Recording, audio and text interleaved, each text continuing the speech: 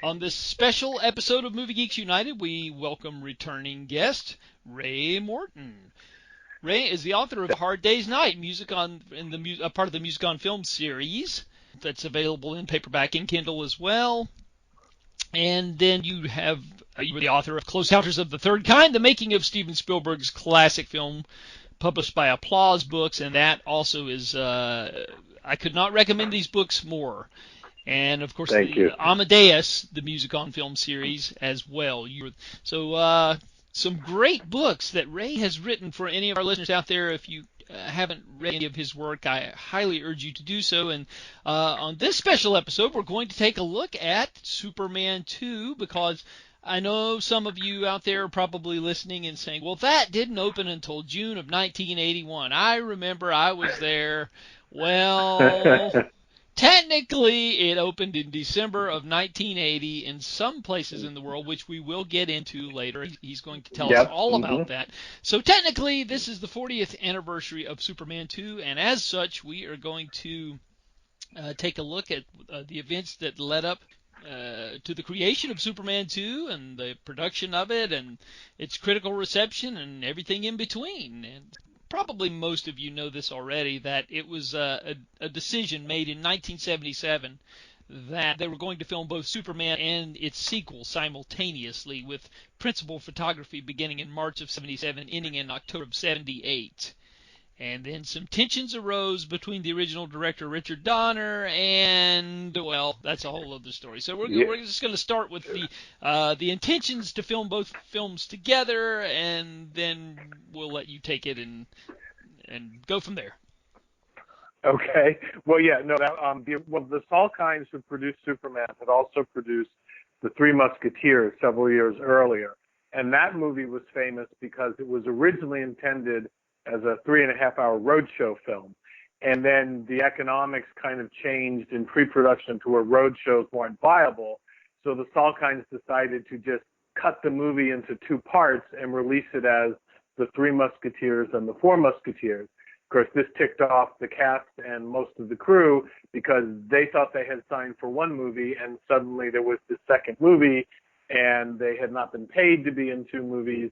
So there were a lot of lawsuits, and it led to the creation of something known as the Salkind law in actors' contracts, which means that they have to specify exactly how many movies they're making in any contract with an actor. To avoid all that, and the Three and Four Musketeers were big hits. So this time when they decided to do Superman, they decided to do that on purpose from the beginning. So they intentionally decided to do two films. The idea originally was to release one and then a year later release the second one, which is roughly how the Musketeers were released. And so when they originally commissioned the story from Mario Puzo for the original project, the idea was give us enough narrative and something in the middle to kind of a cliffhanger in the middle, so that we can end up doing two movies.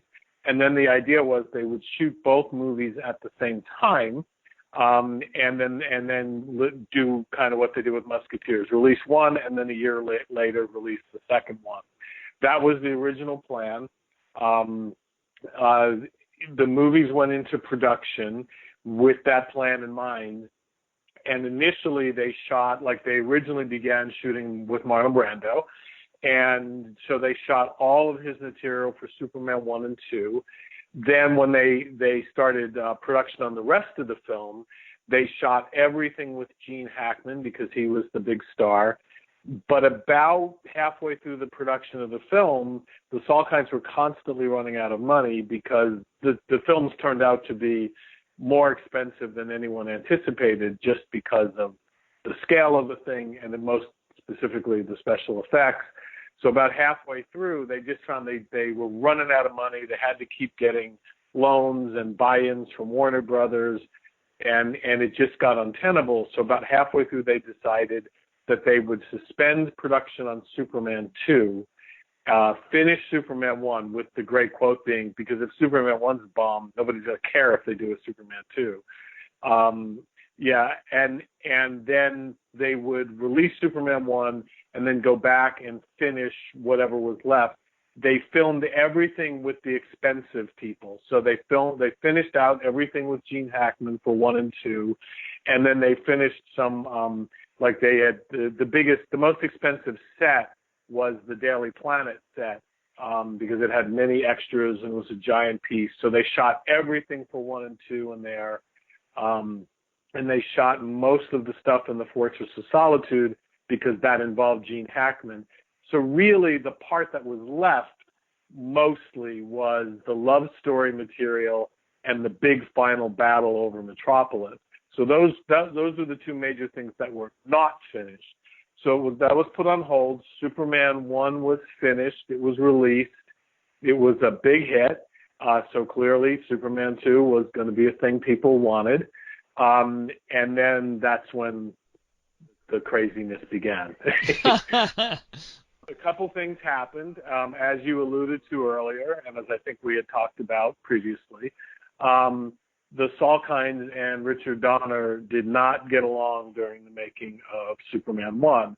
And the primary contention there was that the Salkinds really wanted to keep the budget down. They had promised Donner a certain amount of money for research and development to really nail the flying effects, and then they kind of reneged on it.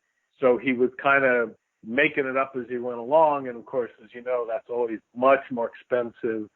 They were constantly cutting corners, and as Donner famously said, he goes, basically he and Tom Mankiewicz and the production managers produced the movie, and he said we had to sort of counter-produce everything the Salkinds were doing, because they were really more impresario producers. They were good at getting the project going and promoting it, but they really didn't have the nuts and bolts experience, especially on something this big and this experimental, which it was. Anyway, so there's a lot of fighting between them, and Donner just, by the end of it, they weren't even speaking to one another.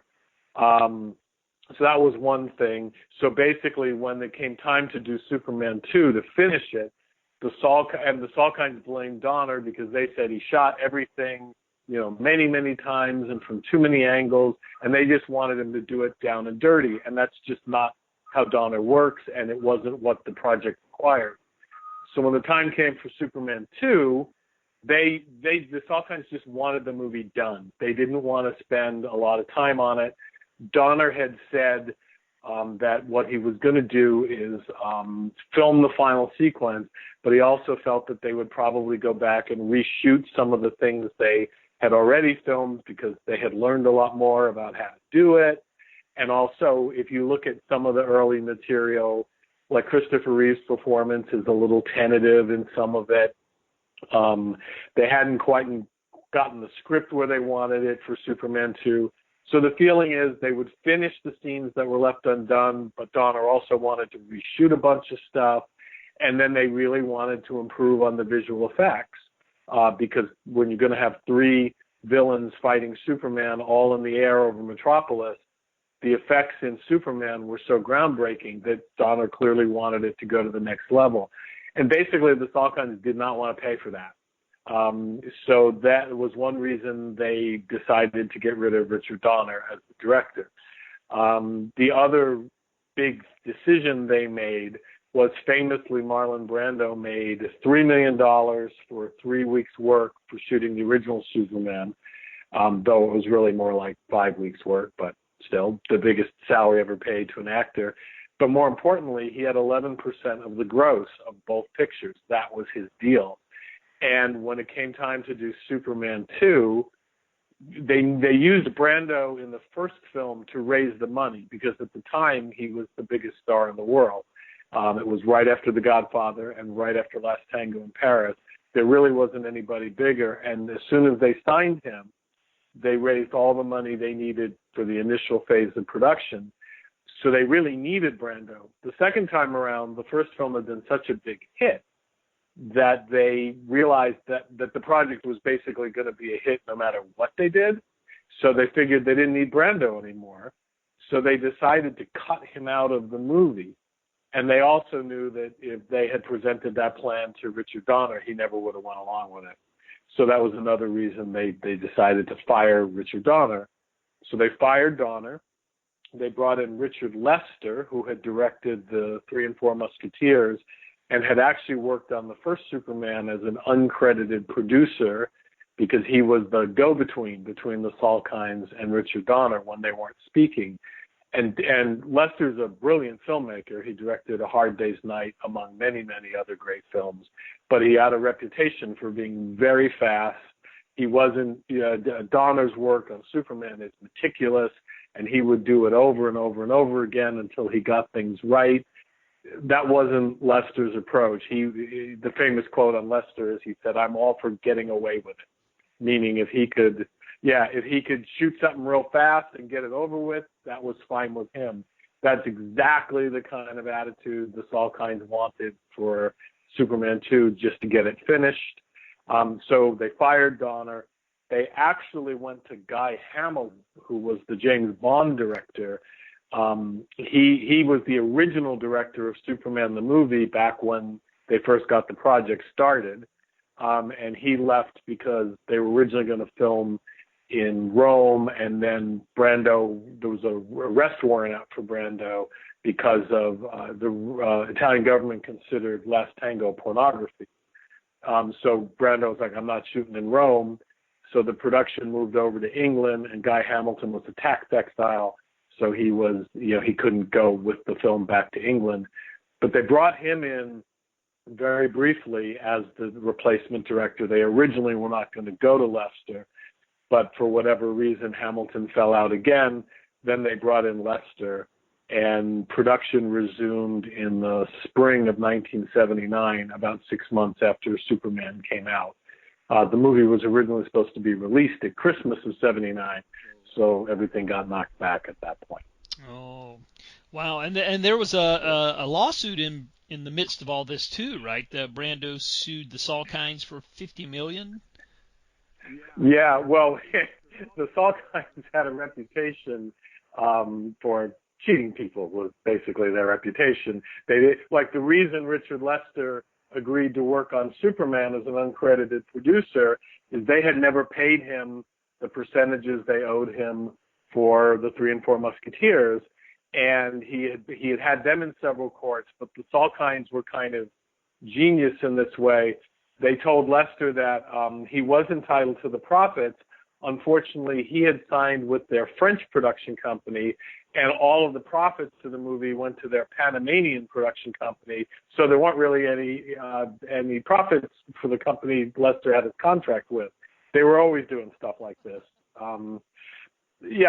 So Brando was supposed to get a big payment of money right in the initial release of Superman, because he had his percentage was first dollar gross, and they didn't pay him, so he filed a lawsuit. Donner filed a lawsuit, breach of contract lawsuit, and then there were a bunch of other lawsuits from the various sources from which the Salkinds raised money, because sometimes they weren't so truthful about some of the deals.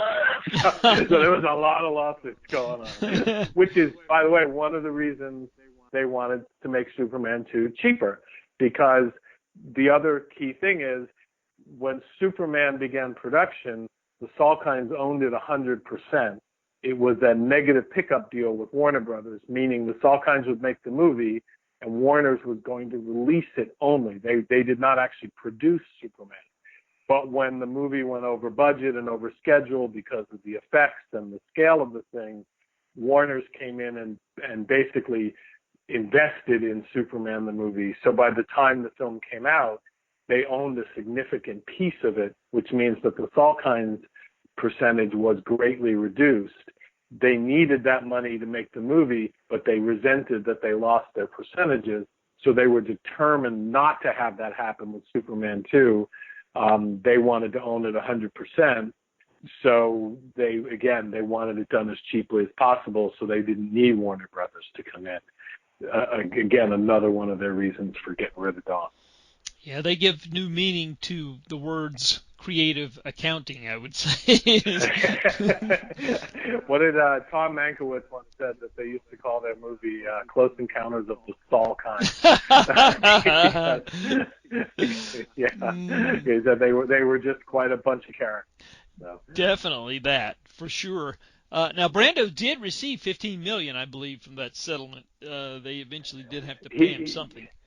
yeah, I think what happened is and this was fairly common back then, is they came up with some agreement where they bought him out of his rights on the movie, so they paid him a big lump sum, and then he didn't, they didn't have to worry about percentages after that. Mhm. Still, 15 was a big chunk of change, so it's pretty good. Oh yeah, definitely. Nothing to scoff at, that's for sure. No, I would happily accept it if someone wanted to give it to me. So, I would as well, for sure. yes. So anyway, I guess the next thing is well, of course, Guy Hamilton was directing Cuba. I mean, Lester was directing Cuba at the time they wanted him to initially, Right. and Yes. so I guess they waited until he finished Cuba, and then he came in, and I'm trying to get all of my material straight here too. I've got some notes laid out here. Yeah. But I know Stuart Baird, the original editor, declined to return, and Gene Hackman declined. So there were a lot of people who were declining when they heard that Donner was fired and Lester was brought on board. Yeah, exactly. Like Donner had created a crew, and most of his key team left with him. So yes, Stuart Baird left. Jeffrey Unsworth, who had photographed Superman the movie, had actually passed away, but he was originally scheduled to be replaced by his camera operator, the very brilliant Peter McDonald. But when Donner left, McDonald also left. He didn't want to be part of it. Later on, this wasn't right at the beginning, but John Williams also declined to return. But that was at a later point in the project. Yeah, and a lot of the ADs and all of that. Basically, the production designer had passed away, so he obviously wasn't going to return. The only key behind-the-scenes people who stayed were the visual effects people. They were tied in with contracts, and Donner told them to stay. He said, "Don't quit at my account. You guys, you got to have jobs and things." Donner wasn't, he wasn't being ridiculous about it. But the problem, of course, is that those guys did such brilliant work on Superman the movie, and then on Superman 2, it was all down and dirty. So if you look at the final, the big special effects sequence of Superman 2 is the final battle over Metropolis. And if you look, the rear and front projection is often quite sloppy, and that happens when you have to rush through things. And a lot of the flying was done with models of people, which, is a solution to a problem, but it just didn't look nearly as good as the stuff they had done in the first film. The seams kind of show a lot in that sequence. They famously built a giant Metropolis set on the back lot of Pinewood Studios in England. So they had that wonderful street that they filmed the final fight on, and that was a pretty spectacular piece of production. The rest of it, though, is done pretty much on the cheap, and you can sort of see it in the movie. There's just not the finesse that there was in Superman the movie. It works well enough for the audience, but it isn't nearly as good a piece of work. The other things that they did is the original screen. This is who returned. Tom Mankiewicz was the writer of the shooting draft for Superman the movie, and Richard Donner had brought him on. They were friends. The credited writers on the films are Mario Puzo, who wrote the original draft, and then David Newman and Robert Benton and Leslie Newman, who did the intermediate drafts. But Tom Mankiewicz came on with Richard Donner and really got the script in shape. The movie you see on the screen is I would say 80% Tom Mankiewicz's work in terms of structuring and all of that. So he did not return. He wouldn't come back. And there's a famous story that Tom told where he left the project when Donner did, and one of the heads of Warner Brothers called him and said, "Hey, they're starting up Superman 2 again. they want you to go over and finish writing the script. And one of the things they had to come up with was an ending, which I'll explain in a second. They said, can you go over and work with Richard Lester? And Mankiewicz said, I can't. I went on that project because of Dick Donner, and you guys, Dick Donner's gone, so I can't go back. And the guy said, I understand, you're very loyal. He says, could you go over to London and just accidentally bump into Richard Lester and, maybe give him some ideas? He was like, no, I can't do that either.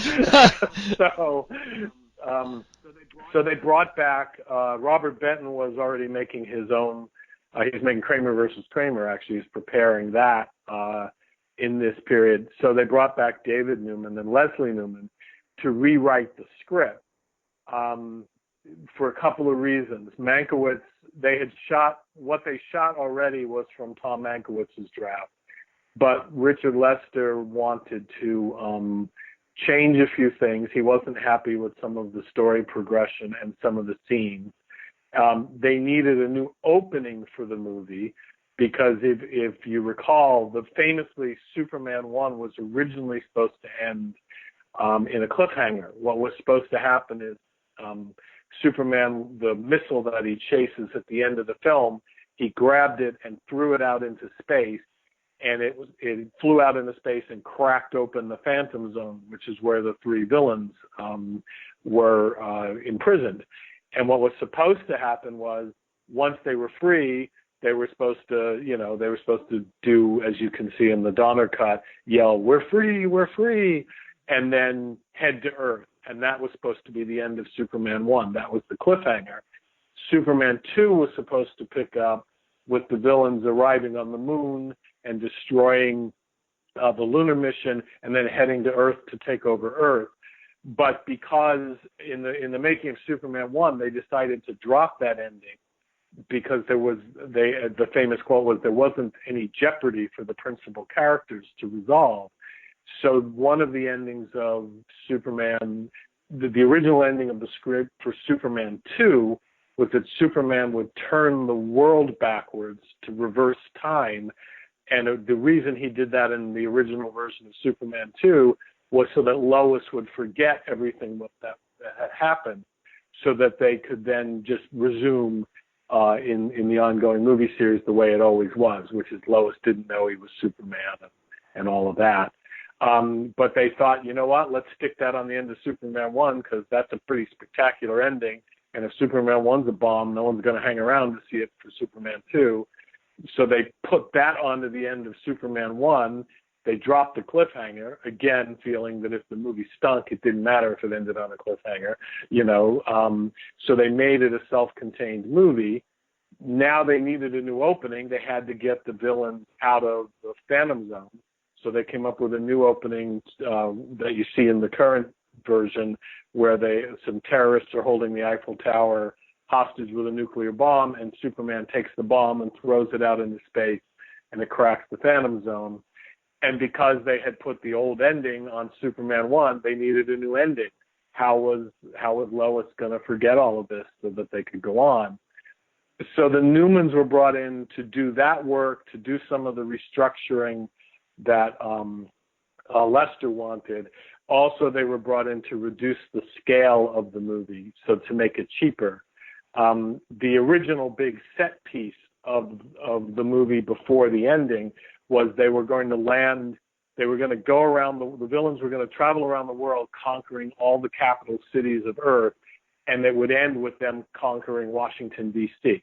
And they were going to chop down the Washington Monument and then go into the White House, which you do see in the current versions of the movie. That was considered too big and too expensive, so it was rewritten as a scene where the villains take over a small town in Idaho or something. I forget what. It was some like small farm town, which was filmed in England, and I love the English and they're wonderful filmmakers, but they think all Americans live in small towns with no paved roads, and like if you see the small town, you're like, I have no idea where that's supposed to be. It's the worst small town America you've ever seen, including a little kid with an English accent, which I don't quite understand either. And so that was reduced, and then they cut out a scene. One of the key moments in the movie is Lois is supposed to suspect early on that Clark is actually Superman, and she threatens her own life to get him to reveal himself. In the original Superman 2, she jumps out of Perry White's office window at the Daily Planet, and Superman has to rescue her without revealing himself. They rewrote that to take place in Niagara Falls later in the film. It originally opens the movie, that sequence. So they were brought in to do a lot of stuff, and the difference for me is that the Newmans, while very good writers, I mean, you can't quibble with their ability, they had a very jokey Batman TV series approach to the material. They didn't take it particularly seriously, whereas Donner and Mankiewicz did.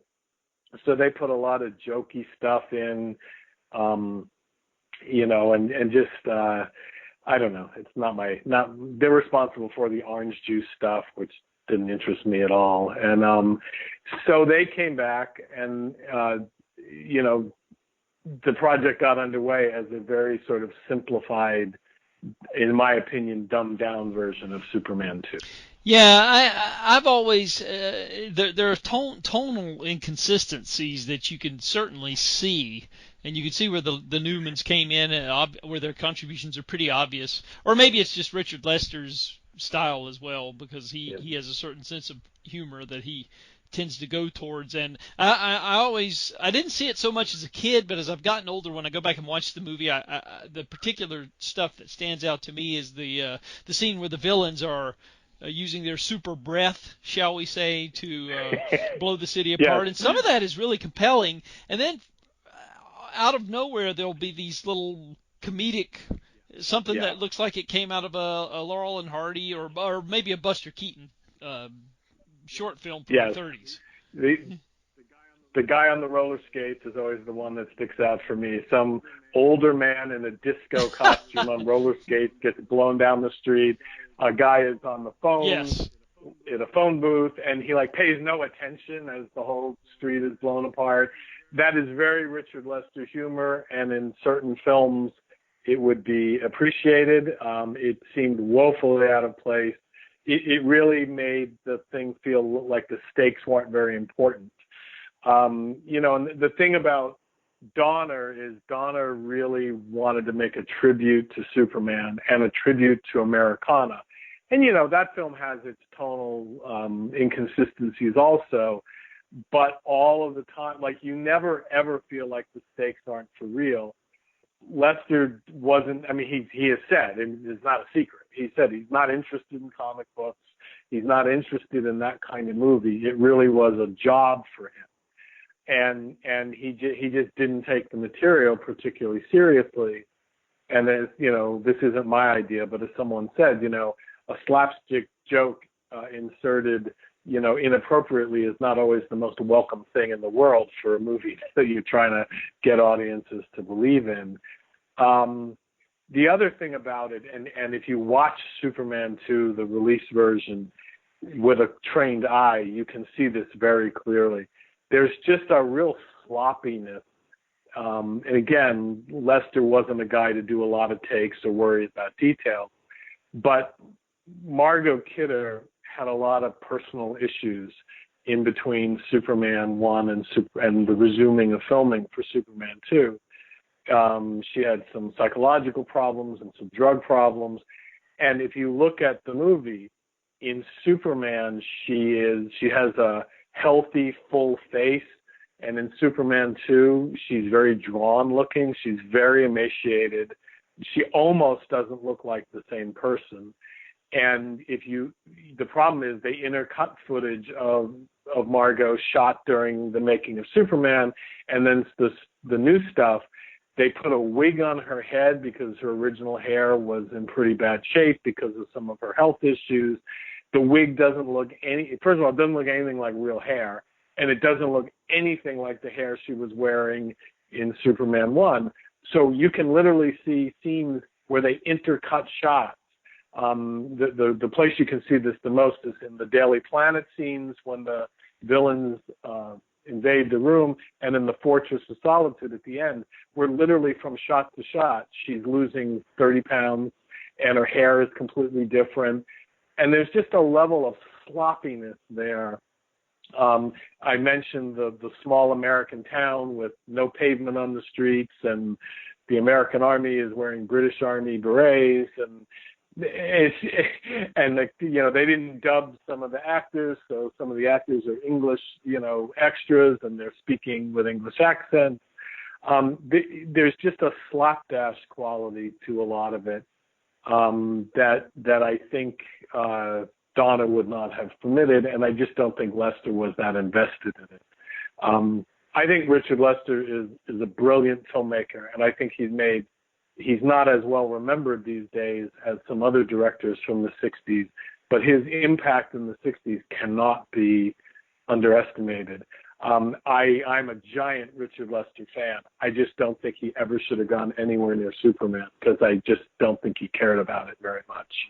And I think the Superman 2 shows that, Yeah, I totally agree. And Superman 2, he kind of gets away with it, because of the stuff that was already there. But by the time he took over, Superman 3 was pretty much his folly, shall we say. He was flying solo on that one, and boy, does it show, which is...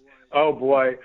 Yeah, well, one of the things about, if you ever have the opportunity to read the original drafts of Superman and Superman 2, one of the things, and this is me speaking as like a screenwriting critique, this is nothing against the human beings, who I'm sure were wonderful people, but one of the things about Newman and Benton, and then Newman is they took a jokey tone towards things.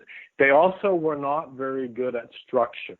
Like, if you read the screenplays for Superman, many of the events that are in Superman the movie are in those screenplays, but they're all like, they're scattered a bunch of stuff that doesn't have much. Like, the plot is very all over the place. There's not much build or focus or momentum, and it just kind of meanders. And what Tom Mankiewicz did was he came in and he brought discipline and structure to the narrative. Like, more than inventing the scenes, Tom structured the movie that you ended up seeing, and in filmmaking, the structure is more important, or really one of the most important parts of storytelling. If you watch Superman 3, which was written by the Newmans and directed by Lester, it's full of Richard Lester humor, which isn't really appropriate. And the screenplay meanders all over the place, which is very much the Newmans. So, like, in Superman 3, you see kind of what Superman 1 might have been if Donner and Mankiewicz hadn't come in. Right, exactly. Yeah, you can certainly see, like I said, the when you get to Superman 3, you definitely see where his sensibilities lie, shall we say. Yeah. And importantly, don't lie. Like, he just wasn't interested in Superman. He just didn't, so Superman's kind of foolish through most of Superman 3. Like, he's kind of the butt of jokes rather than the driver of action. And, that's my feeling is that Lester's totally entitled to that point of view. I just wish he had that point of view and not made a Superman movie. I think that would have been better. Yeah, I know that Lester was quoted at some point. I think I have a quote here. He says, I think Donner was emphasizing a kind of grandiose myth. There was a kind of David Leanish attempt in several sequences on an enormous scale. There was a type of epic quality which isn't in my nature, so my work really didn't embrace that. That's not me. That's his vision of it, and I'm more quirky and play around with slightly more unexpected silliness. So that was his actual quote. Yep. And that's a perfect summation of it. Especially in the early scenes of Superman, Donner was really going at it with an epic eye, and Lester, he wasn't interested in the myth, and he wasn't interested in the epic qualities. He was interested to some degree in the comedic potential, and he was also, I think, really just interested in, like he had said, he liked the technical challenges of it. But he just wasn't invested in it. And Donner was so invested in Superman. And if you watch the two movies side by side, you can really see that. And one of the things that always interested me, even at the time, when Superman 2 came out, most of the reviews for Superman were very good for the most part. But when Superman 2 came out, there was this weird tone in a lot of the reviews. They were sort of revisionistly said, well, the first movie was kind of lumbering and dull and took too long to get going. And they really liked Superman 2. And the thing you kept hearing all the time was, well, it really got down to the action really quickly, which, you know, is a good thing, I suppose. But I didn't understand why that was considered so important, considering, in my opinion, the richness of what Donner gave us in the beginning of the first film. But so basically the reviews for Superman 2 in general were better than the ones for Superman the movie. But I remember when I saw it in the theater, from the very first moment, I was like, uh-oh, something's really wrong here. Like, I never liked it better. And now over the years, you've seen the critical thinking change. Now people tend to hold up the first movie, and the second movie's reputation isn't as good. All I can maintain is I always thought that was the case. But, my brother and I always talk about this. One of the things that's missing in Superman 2, Superman 1 had that wonderful score by John Williams. And John Williams did not come back to score Superman 2. And his version of it is he was simply busy with another project and unavailable. Another story that I've heard, though, is he actually came in to screen the final cut with Ilya Salkind and Richard Lester. And Salkind famously said, I got the movie going and I went outside, and John Williams came out after the movie and said, I cannot work with that man, and then declined the assignment. So apparently Richard Lester and John Williams had some kind of either difference of opinion or argument or something. But anyway, John Williams did not come back to do the score. But what they decided to do, and this is another place where it ends up feeling a little on the cheap side, they hired Ken Thorne, who was a good and respected film score composer in his own right. And his assignment was to take John Williams' music from the original movie and rework it so that it would be in Superman 2. He was not supposed to write new music. He was just supposed to take bits and pieces of John Williams and fit it as best he could. So you do have this weird kind of deja vu feeling. He's reusing themes for some of the characters that don't quite track with how they were used in the original movie. But the other part is that John Williams scored the original film with the London Symphony Orchestra, which was a full symphony orchestra. And the Superman 2 one was done with about half the number of musicians. So the score has a very thin, cheap sound to it. It just does not sound as lush and wonderful. And I remember sitting in the theater in 1981 when it came out, and I thought, why are they playing the music on a kazoo? That was all I kept thinking about. And that's a little unfair, but it's how I felt. It just didn't have the grandiosity of the original. No, I was 10 years old when when Superman 2 came out. I saw it in the theater in June of '81, and I was Yep. very perceptive about things like that as well. I was the kind of kid who paid attention to the names in the credits.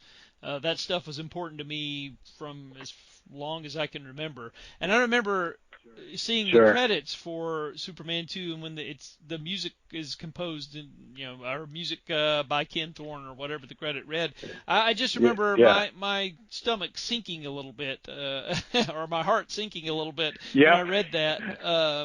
And like I said, I was only 10 at the time, but I just remember this feeling of, oh no, John Williams didn't do this music.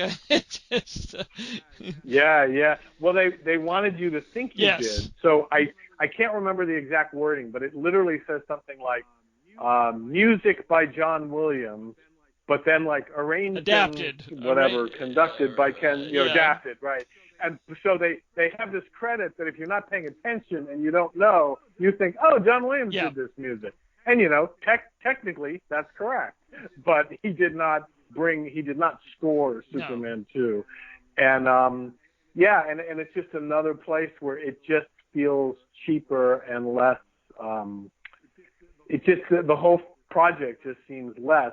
What works in the movie and where they got away with it, where they didn't get away with it in Superman 3, is that the basic narrative is still very strong. You know, the idea of Superman giving up his powers for love, just as the three worst villains in the galaxy show up to cause havoc. It's a great plot, and the movie works as well as it does, I think, because the basic narrative was real good. And Christopher Reeve, you know, I think if you look at the movie, he's a little more cartoony than he was in Superman the movie, but basically he's still carrying it with that wonderful interpretation of the character of his. Margot's a little less invested in this one. She's just wonderful in the first movie. You can sort of see she's standing outside of it a little bit. And even for all of his messing around, Lester manages a moment that I think is just wonderful. There's a scene where Lois and Superman are in the fortress, and basically they're declaring their love for one another. And there's this wonderful close-up of just their hands clasping. And whenever I see that, I think, see, Lester, you can do it when you want to. you just didn't want to. No. So. Yeah, this is true. Yeah, there are flashes every now and then. You're exactly right. But yeah. But yeah, as a 10-year-old. And go ahead. Go ahead. Sorry. No, you go ahead. I was just going to say, as a 10-year-old, yeah. it worked pretty well for me. But like you said, going back with a trained eye all these years later, not as much as it did back then. So I totally can see everything that you're saying. Everything that you're saying, I definitely can see it now, even though I didn't then. Yeah. No, and you know what? It was a big hit. It wasn't as big a hit as the first film, but it's a movie that people really liked at the time, and that people still have very fond memories of. And it's not a bad movie, but it just to me it isn't the patch on the original film. But it's an enjoyable audience picture. I mean, I don't want to denigrate it beyond that. I think it's better than any of the movies made since. But I just think the first one is such a special movie that it just doesn't quite hold up, you know? Yeah. Yeah. I know there's another thing, too, that I was going to mention about Lester and his 3-camera setup, which caused a little frustration with the actors. Yes. Yeah, well, Lester, again, he was a guy who shot fast. Also, he was known as a comedy director. And one of the things that you do when you're a comedy director is you don't want to lose any sort of spontaneous moment. So he had gotten in the habit of shooting most of his movies with either 2 or 3 cameras. That way, usually there was a camera that was close up on the actors, but then there was one that was like wider to catch stuff, and occasionally like a random extra camera, just so he wouldn't miss anything. And that's a good way of working when you're trying to capture comedy. Like he got a lot of mileage out of that when he did the Beatles movie. The problem is in a special effects picture, you know, in an action picture, that method doesn't always work because, you know, really in an action scene, there really is one good location for the camera in each shot, not 3. And so the camera work always feels a little less precise when you do that. And the special effects and an action picture, I think, require precision. I don't know that a comedy does necessarily in that way. So the camera work's a little loose and not as specific, not as well composed. The other thing is, because Lester shot with 3 cameras, he could get the scene over with quickly. And sometimes, you know, like the actors would complain because they don't know which camera to play to. You know, because an actor in a movie adjusts their performance for the camera, and when you don't know where to play to, you know, your performance can be fuzzier. The other thing is, because he used that method, he could kind of get in and out of scenes really quickly, and he didn't always wait for the conditions to be right. the famous one that Jack O'Halloran, who plays Dawn, tends to quote is, if you look at the scene at the Eiffel Tower, Lois comes and talks to a French policeman and then sneaks past the policeman and climbs up into the Eiffel Tower. The whole sequence with the policeman was shot and it's raining.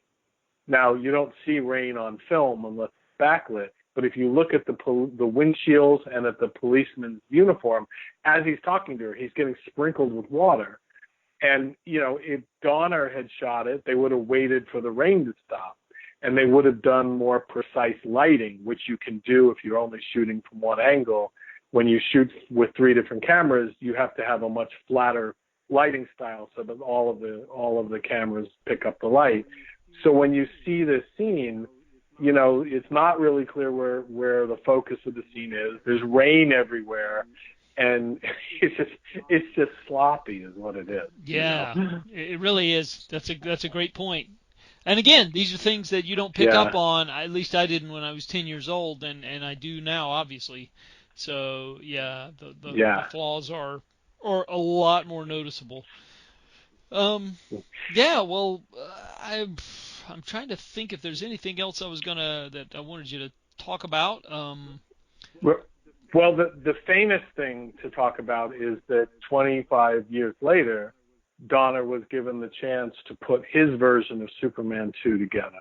They released something that's called Superman 2, the Richard Donner cut. And what they did the funny part is that for years it was said that all of the Brando footage, all of the stuff, because I should backtrack a little bit. When Lester put the movie together, he put it together with stuff Donner had already shot. Anything with Gene Hackman in it, Donner shot. A lot of the Fortress stuff in the beginning, Donner shot. He didn't do so much of the end stuff. And they had reshot a bunch of scenes, in part because Lester wanted them to go differently, and there's some argument that he reshot some of it just so he was guaranteed a director's credit, because you have to shoot more than 50% of the movie to get a director's credit. But anyway, so all of this footage, the final movie of Superman 2 that was released in theaters has probably about 30% of the footage that Richard Donner shot, and the rest of it is Richard Lester. So whatever happened to the rest of it has always been the question. And for years, it was said that, it was lost somewhere, which didn't quite make sense. But I remember in the early 2000s, I was lucky enough to visit Pinewood Studios, and I was talking to the representative who was showing me around, and I said to her something about, they made Superman here. And I said, all that lost footage for Superman 2. She goes, it's not lost. She pointed over to a building. She goes, it's over there. and what had happened was the Salkinds didn't pay the storage fee. So basically Pinewood had it there for years and years and years, and nobody ever came to get it, but they weren't going to release it till they got paid.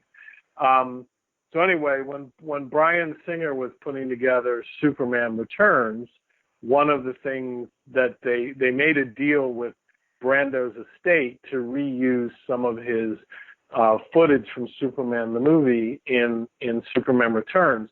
Well, Warner's ended up made a deal with the estate where they basically paid off his performance in Superman 2 as well. Brando had passed away by this time, but the idea was, let's just buy out his rights to all of that footage that the Salkinds had cut out.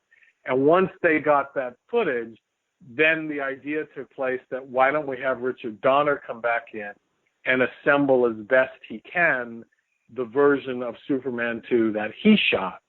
And that became Superman 2, the Richard Donner cut, which is not a theatrical thing. It's only available on DVD and Blu-ray. It's a fascinating piece because you see what they had in mind for Brando, how he was going to play out in Superman 2. They put the structure back the way that Donner and Mankiewicz originally had it, with one big key difference in it being that in Richard Donner's Superman 2, Superman sleeps with Lois Lane and then decides to give up his powers. In Richard Lester's Superman 2, Superman gives up his powers, so it's Clark Kent who sleeps with Lois Lane. And that may seem like, who cares about that difference? But I think the one carries the more mythological element, and the one is a little more on the ordinary side. The sacrifice, I feel, is bigger in Donner's movie, where Superman gives up his powers to be with Lois rather than, he does it after the fact because he knows he's going to have to choose. In Superman 2, the choice is already made before anything happens. To me, that's a big change. In Superman, the release cut of Superman 2, they never show you how he gets his powers back. He goes up to the Fortress of Solitude and finds the green crystal, and then you don't know, then later on he shows up as Superman. What they show you in the Donner cut is that the crystal brings Jor-El back, and Jor-El puts all of his energy back into Superman, and that's how he regains his powers, which, I don't know, to me is a pretty big plot point to leave out of a movie. But, and the Donner cut, the big problem they had with it was they couldn't shoot any new footage because Chris and Margot Chris was gone by then, Margot wasn't. So they had to make do with what they had, which means they couldn't shoot a new ending. So basically they took the intellectual position that they would just present you the script as originally written. So they basically put on the turning back the world thing again, which is how Superman 2 was originally supposed to end. But a lot of people watching the Donner cut on home video didn't know all this backstory. So they just reused the same ending. They didn't get that it was supposed to be an archival piece, It's interesting. I think they used the ending better the way they did. And I did ask both Donner and Mankiewicz at different points, so what was the ending you guys were going to put on the movie? And both of them said the same thing, I don't remember. They couldn't remember what they were going to do. So. Interesting. Very interesting, yeah. Well, I did want to talk about two other things. One is the release of the film, which it had a very interesting release pattern. So if we want to get into that, we kind of teased about that at the beginning of the... Well, in back then, which would have been 79, 80, 81, the traditional release pattern for big movies was you would release in the United States, and you would do that either at Christmas or in the summer, which were the two big seasons. And then the movies would go across the world, different territories. Like famously, Star Wars opened here in May of 1977. I think it opened in England in the winter. Close Encounters opened here at Thanksgiving, and it opened in England in April of that year, of the next year, I mean. So that was kind of how it went. The Salkinds, when they were finishing it up, Superman 2 was originally supposed to be released at Christmas of 79. Well, they didn't even start the reshoots until, I believe it was April or May of 79. So there was no way it was going to get done. So it was basically finished by 1980 instead of 79. And it was finished too late for the American Christmas release. So Warner's basically said, we're going to hold it until summer. And the Salkinds, their feeling was, we want our money now. We don't want to wait. So instead of opening it in the United States in the summer and then gradually opening it around the rest of the world, they reversed it. It opened in Europe at the end of 1980, Christmas of 1980. It opened in different markets, and it opened here. It didn't open in the U.S. last, but the U.S. was the last of the really big territories to get it in June of 81. So they reversed that pattern, which had never been done before. Now that is the pattern. A lot of these big movies open overseas before they open in the U.S. But at that time, that was a big sort of shocking kind of thing, Yeah, that's it is an interesting release pattern for sure, and it did, like you said, kind of set a precedent for the way things are done today. Another thing that we didn't mention about the film is it's had a huge number of product placements in the film. And this is one of the I think it's the first time I ever noticed, and like I said, I was only 10 when it came out, but I can remember there's the Coca-Cola sign where Superman goes flying into the Coca-Cola, and there's Marlboro, and I don't know what all that. I think there's about 34 products, I think, altogether. There's KFC. They make a big deal of KFC.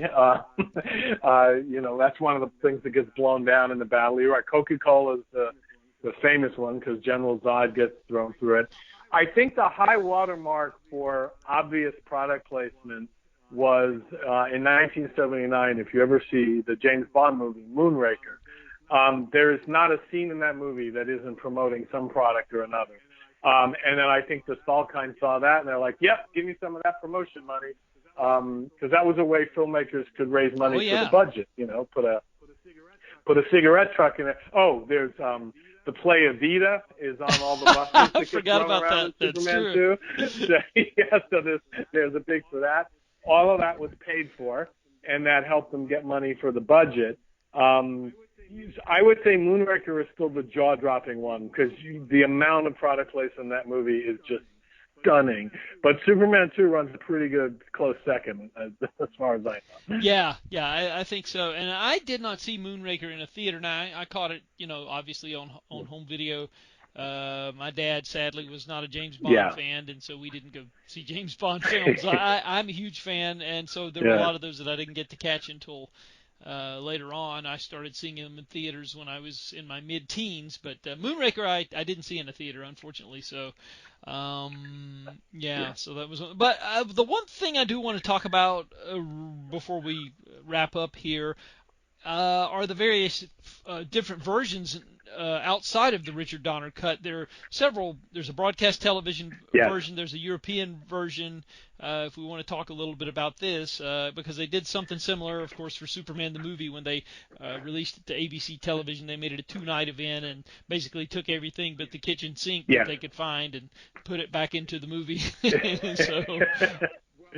Well, that was yes. There was a thing in the late 70s and early 80s where they would make some of these big blockbuster movies into 1 or 2 night events, and sometimes they would do that by adding in footage that had been shot but cut out for theatrical, and sometimes they would do it by Universal shot entire new sequences for some of their blockbuster movies like Earthquake and Airport 77 and 2 Minute Warning, and they would that way they could pad them out when they were shown on television.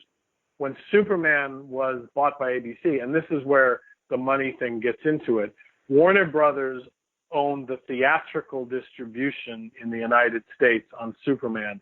It did not own the television rights or the home video rights. Well, home video didn't exist at that time. But so when the Salkinds made the deal with ABC to show Superman the movie, they got more money. They made it a 2-night event. And what they basically did was went back and used the very first assembly edit, rough cut, and they put every piece of footage back in. The thing ran 2 nights, and Warner's put it out on DVD a few years ago. And it's a fascinating archival document. I don't know that it's the best version of the movie because the pacing is pretty all over the place, as is the case in most rough cuts. So for Superman 2, they did the same thing, but they didn't make it a 2-night event. By then, the 2-night event thing was kind of dying out. This would have been around 83 or so. So what they did is they put in footage and made it a 1-night, like 3-hour event showing. And they put in a lot of the Richard Donner footage that had been cut out. And that's where a lot of the fans, because, back then, sort of the behind the scenes of a lot of these things were not as well known as they are now. You didn't have the internet and stuff.